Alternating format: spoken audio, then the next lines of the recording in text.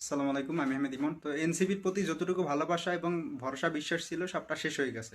ঠিক আছে, আমি এনসিপিরে বয়কট করলাম। কারণ এনসিপিরে দেখলাম যে বাউল সরকারের সমর্থকদের উপর হামলার কারণে তারা নিন্দা জানাইছে, তাদের গ্রেফতারের জন্য দাবি জানাইছে। ঠিক আছে, তো তাদেরকে দেখলাম না যে তারা ইসলাম অবমাননা করছে বা আল্লাহর কটূক্তি কটূক্তি করছে, সেই জন্য তারা বিচার চাইতে বা সেই জন্য কোনো প্রতিবাদ করতে বা কোনো বিবৃতি দিতে। তো তারা এই হামলা করছে সেইটার জন্য বিবৃতি দিছে, আবার বিচার চায়।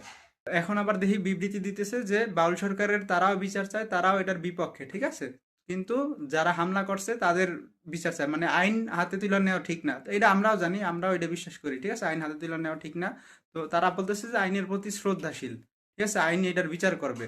তো আইন এটার বিচার করবে, আপনারা তো বিচার চাইতে দেখলাম না। সমর্থকদের উপরে হামলা হয়েছে, সেইটার বিচার তো ঠিকই চাইলেন। আবার এখানে আরেকটা কথা আছে, এখন আবুল সরকারের বেলায় আপনারা আইনের প্রতি শ্রদ্ধাশীল, হ্যাঁ, আইনের প্রতি আপনাদের আস্থা আছে, কিন্তু হাসিনার বেলায় আপনাদের আস্থা নেই। হাসিনার বেলায় আপনারা মানে রাস্তায় নেমে আন্দোলন করেন, অনেক কিছু করেন, ঠিক আছে, অনেক প্রতিবাদ করেন বিচারের জন্য, তখন আপনাদের আস্থা থাকে না আর।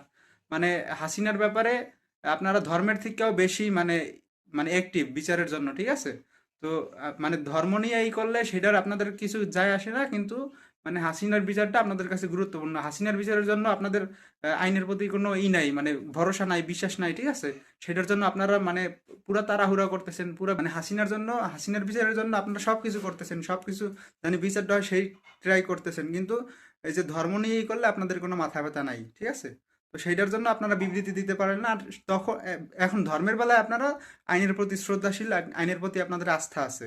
ঠিক আছে, মানে এই যে নাটক করেন, হ্যাঁ, সুশীল সাজেন। আমার এতটুকু বিশ্বাস আছে যে আমি এতটুকু বিশ্বাস করি যে এনসিপি যদি রাজনৈতিক দল না হইতো তাইলে এখন এরা ওই যে সাধারণ মুসলিমদের পাশেই থাকতো। ঠিক আছে, এরা ওই বাউলদের বিরুদ্ধেই যাইতো, কিন্তু এখন রাজনৈতিক দল হয়েছে না, এখন তো ভোট ভোট লাগবে। ঠিক আছে, কিছু ভোটের আশায় তারা এখন সুশীল সাজতেছে, এটা হচ্ছে মূল কথা।